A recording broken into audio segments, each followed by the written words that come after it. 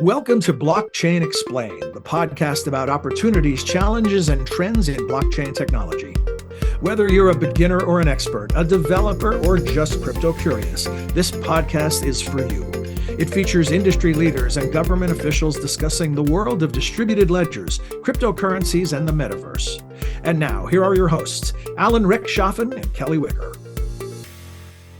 Welcome to another episode of Blockchain Explained. I'm happy to be joined once again by my co-host, Alan Rechtschaffen, a trustee here at the Wilson Center and the chair of our Digital Assets Forum. We're really excited today because we're joined by the World Bank's Harish Natarajan, who is a practice manager in the Financial Inclusion and Infrastructure, Finance, Competitiveness, and Innovation section, where he leads a global team working on topics like digital finance and digital assets. We're really excited to hear from him more about what these technologies and tools can do for digital inclusion. Hi, Harish. Hi, nice to be here. Yeah, welcome, Harish. Harish, before we get started, Kelly, I was just hoping that Harish could just sort of explain what the concept of financial inclusion is, sort of lay out what we're talking about. Right. No, financial inclusion, of course, is not a very well-defined term, but in general, what one can intuitively understand what one is referring to. If I have to offer a definition, I would say it is essentially the state of an individual, households, and micro, small, and medium enterprises having access to the financial services that they need to better their lives and to improve their economic prospects. So I think the operative word is like what are the appropriate products they need, and being able to access them and then also be able to use them effectively. Where do you see that there's a void in that needs to be filled by the work that you're doing with the World Bank in terms of financial inclusion? Well, we do a survey every 3 years, and that's called the Global Findex, and that captures the state of financial inclusion for households, individuals, actually, adults. And this is, of course, talking about financial inclusion for individuals, but of course, financial inclusion also includes for the access to finance for MSMEs, which I will come to in a bit. So as per the data tracked using Findex, in the last reading was in 2021, right around the time when pandemic peak was coming down. The percentage of adults who had access to a transaction account, which is basically an account either provided by a bank or any other regulated financial institution, using which they can make and receive payments and carry on with their economic lives. And that figure came in at 71% of the adults in developing in emerging markets and developing economies. And that across the world, 1.4 billion adults still do not have access to a transaction accounts. And if you break that down, about 50% of this is coming from 7 countries, like India, Indonesia, Pakistan, Nigeria, Egypt, China, and Bangladesh. So that's one way of saying where is the gap. Then, of course, if you look at even within countries, there are gaps across different parts of the country, and there are gaps by demographic. For example, the gender gap between on financial inclusion was 9%, and it came down to 6%. But there are still several countries where the gap is upwards of 10%. So that is another way to see where is the gap. There is also gap by youth versus the rest of the population. There's also gap between people who are in employment and those who are outside. And of course, between across countries, there's quite a bit of variation. For example, South Sudan came in at just 6%, versus a few countries came in at 100%. And even in the low-income countries, there's a very wide dispersion, going from 6% for South Sudan to 66% in the case of Uganda. So those are the different ways you could look at it. And in the terms of access to finance for MSMEs, there's a significant gap which remains for I'm sorry, Harish. yeah, You said access to financial. What's the next word you said? access to finance for the micro, small, and medium enterprises. Okay. So these are like your not your big corporates, but the small businesses. Mm-hmm. And there, the financing gap is $2.1 trillion in emerging markets and developing economies.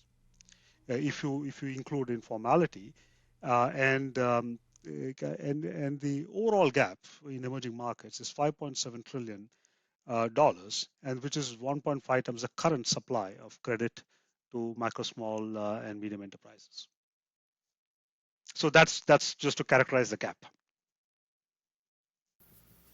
I know in the United States, we've heard a lot about this idea that decentralized finance and digital finance could help give people access to capital or help the unbanked access finance.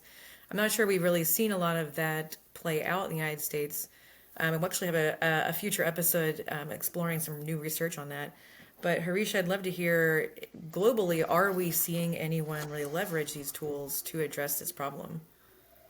Yeah, well, okay, everybody is looking for a silver bullet, like in many things in life, but unfortunately, there isn't one.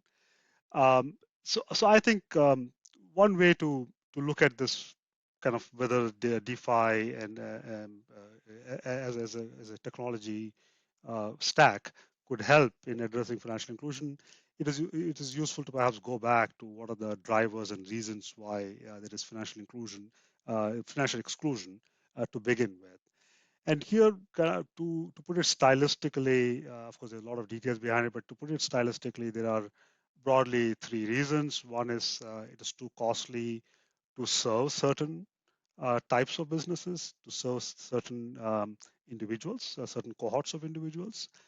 And this is the supply side, no, kind of in terms of the banks or other regulated institutions find it too costly to serve them. And the second one is the flip side of that, sometimes that it is too costly to access and use financial services by certain cohorts. And then the third one is perhaps often underappreciated, is the lack of motivation or lack of kind of recognition of the benefits which might come, or the reason to use regulated financial services when there are other services which they could potentially use, like of course cash for payments and informal sources of credit and so on. And one has to see what aspects of the technology could help in addressing these gaps. And if you dig down, there are issues which come in because of the context of the cohorts who are excluded. There are also reasons related to the competition in the market, the structure of the market, the regulatory and compliance requirements, both to provide as well as to access. And then there are also social factors. There are also issues related to trust and literacy. So there are all sorts of complex reasons behind this, no? And it could vary by cohorts. It could vary by country groups. It could vary by the type of businesses and so on. And it could also vary over a period of time, right? So given this, as you can imagine where I'm going, no single technology or no single policy could help address all these gaps in a holistic manner. And all of these have to be addressed holistically for one to see progress in inclusion. So that is the broader response from my side. But having said that, there are of course certain attributes of certain technology stacks which could potentially help make a dent or help make new ways of approaching the financial inclusion challenge. And in the context of DeFi, there are a few attributes, and we can talk about that. At this point, given the DeFi services are not regulated, or at least not regulated as as well as other financial services, and they're not as well supervised. So to look to DeFi to financially include segments of population who are not using financial services at all, I think is not the right way to look at it. and this actually will pose more risks and might lead to adverse outcomes and will set people back or businesses back rather than helping them advance. But as I said, there are some attributes of the technology which we could discuss if time permits.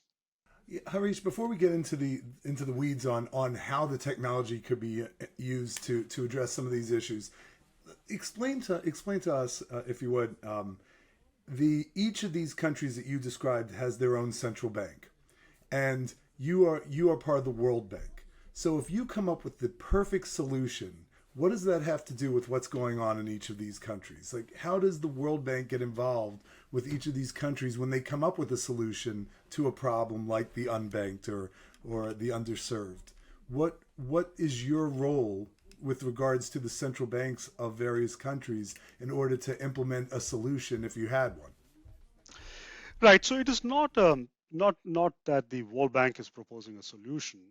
I think it is more about us partnering with the country and authorities in the country to jointly think through the problems and identify potential approaches and solutions which could address. And here it is a group of solutions and no single solution, as I mentioned earlier. And some of the interventions, for example, could involve looking at the legal and regulatory framework and see whether it is acting as a barrier to market entry of new types of providers of financial services or providers using different business models, which could address the three issues which I highlighted in the beginning. So that could be one set of interventions, and there have been a number of success stories related to that. Then the second set of interventions could relate to improving the financial infrastructure in the country. By financial infrastructure, I'm referring to things like payment systems, credit reporting systems, and then also use of digital ID and ID identification systems in the financial sector to make it more easier to comply with the customer due diligence requirements, which are often required as part of the financial sector compliance requirements. Making it more easier to access and open accounts, more easier to use distribution models for financial services, which might make it more easier to reach different cohorts. And then the third category of reforms which could be relevant is to identify financial services which will touch the lives of the cohorts who are not currently using them. And here there could be things like social protection benefit transfers to the vulnerable, and where they're delivering them digitally and in a manner that the monies they are receiving is into an account which they can use for other purposes, has been seen to help create access. And then also there could be other needs in the society, like for example, transit payments in some countries has been the driver to motivate people to go and open accounts and so on. And in the case of small businesses, it could be the ability to access credit if they become included, using which they can grow their businesses, can act as a driver. So those are the kind of reforms which you could work with countries, and this is not all done at one go. Some of it might be done in phases. And then as things move, there could be other issues which might come up related to competition in the market, related to consumer protection, which also need to be, of course, addressed as well, the country moves in this journey. I know you mentioned this a little bit, and I pick on it because we had other guests talk about this, talking about cross-border transactions. Multiple people have mentioned that as one of the best cases of what blockchain technology is suited to help people do. Does that play into the inclusion aspects at all? Or how are you seeing that successfully used? Yes, no, cross-border payments to use to be able to make and receive cross-border payments is becoming increasingly important. Of course, there was a cohort who desperately needed this, and this is the migrant workers and their families. And for them, of course, remittances are a lifeline. So they were users of cross-border payment services, and many of them was done in cash, but through regulated providers and cash on both sides. But of course, the message exchange, etc., happens digitally, and the funds flow on aggregate basis digitally. But then the kind of the inflow and the outflow is in cash. Over a period of time, of course, digital providers have entered the market, and the digital services are markedly cheaper than sending through cash. Based on the data we compile, called the quarterly, which we compile quarterly, called the Remittances Prices Worldwide database, there is a close to 2.5 percentage point difference between sending in cash versus sending digitally. So that has improved because there are specialized providers who have entered the market and they are doing it digitally. Of course, there are frictions there related to foreign exchange cost, related to the multiple hops sometimes, and then also the challenges related to being able to access those digital services, and which are where there could be some opportunities to apply DLT approaches. And then there are businesses who need access to cross-border payments to basically reach new markets. And there could be businesses and individuals who might need to use cloud services and participate in some of the e-commerce markets, for which again they will need access to cross-border payments. So that need for cross-border payments is only increasing, and it's no longer just the migrant workers, which I was mentioning. So all of them need access to cross-border payments. Now here, there has been quite a big body of work on this by G20 in the recent years, which basically identifies the frictions in cross-border payments, kind of classifying it as high cost, low speed, limited transparency, and limited access. And all these are frictions which need to be addressed. And a lot of the approaches to correspondent banking is an overlay on the correspondent banking. A lot of the cross-border payment solutions are overlays on correspondent banking arrangements, and which have delays associated with them. There are improvements underway for that infrastructure, but there are challenges there. And all the digital solutions which have been developed are essentially at some time or the other they will end up in the correspondent banking chain. And the offering from the promise from the blockchain and DLT based services is to create a new way of doing cross-border payments, where you don't need this kind of different hops which are required, but everything could be done on one unified ledger. So that is what is envisioned.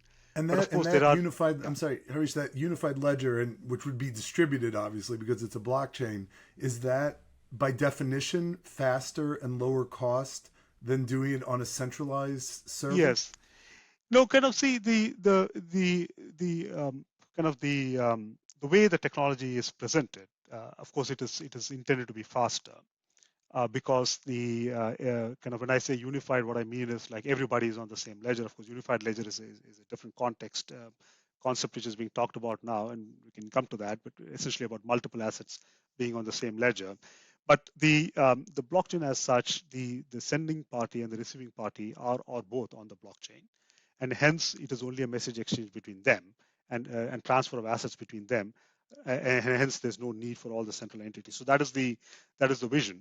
But if you look at the way how it fits into the existing financial sector regulatory architecture, you run into immediately issues related to who will verify the compliance, what is the governance of this, what about the currency exchange part, and then what are the jurisdictional boundaries, and you end up having to introduce back certain institutions which were involved in the chain earlier, and the on-ramp and off-ramps at costs, and which basically end up coming back to the same situation related to cost, maybe a little bit on the time side, but on the cost side, it might not actually be cheaper, given that you now have this off-ramp and on-ramp, which will add costs, and then your other institutions which are coming in, you don't address the same issues related to customer due diligence, which if that was a barrier, you cannot use it.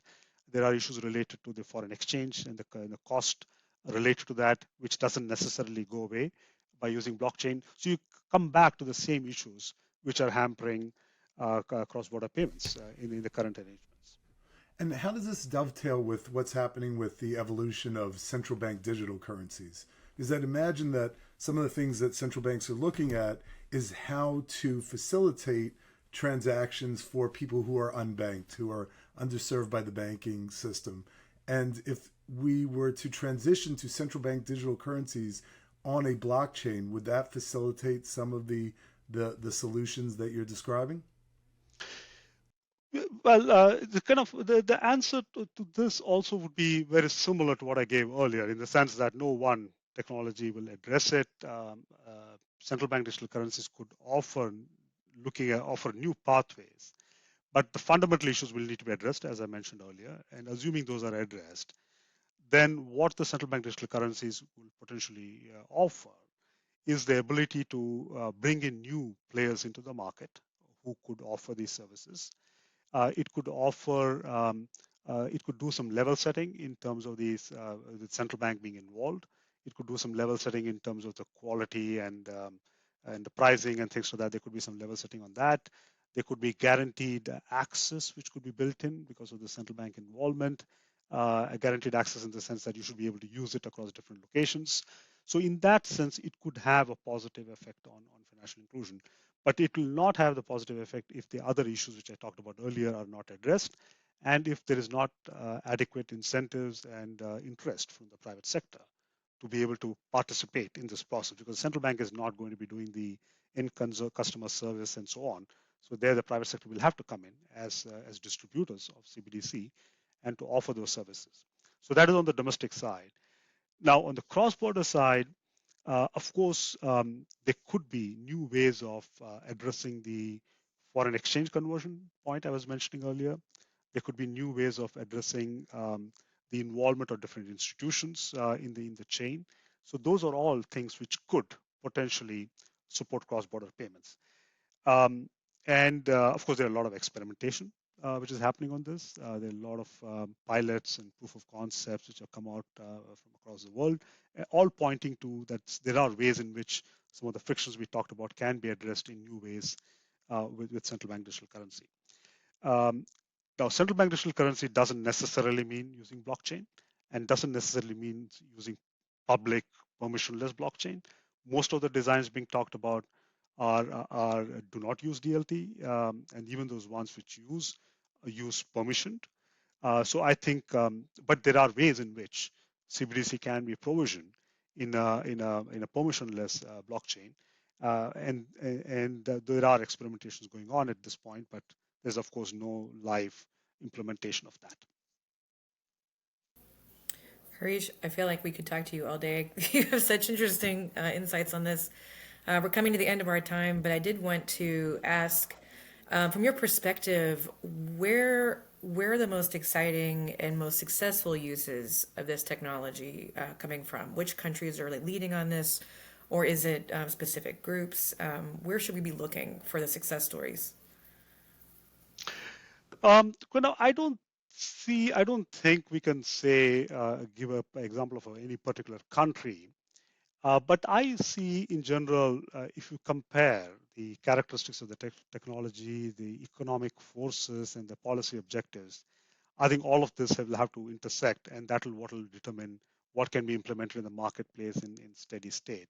So on the characteristics, all the parties having access to same data, the ability to do transactions on a peer-to-peer basis, the mutability, the programmability aspects, and then the distributed nature, which enhances resiliency. All these are the technology features. And then there are policy objectives on stability, integrity, efficiency, inclusion, and consumer protection. And then you have the economic forces of scale, scope, network externality, customer convenience, and of course, importantly, the inertia point that there are existing infrastructures and existing ways of doing things, and there's an inertia which is associated with that. So all of this will have to there's the interplay of all of this, which will ultimately determine what gets worked out in the market. So I see the quicker path is on markets which are currently, and here I'm talking not about geographic markets, but I'm talking about the parts of the financial markets which are not as digitized as others.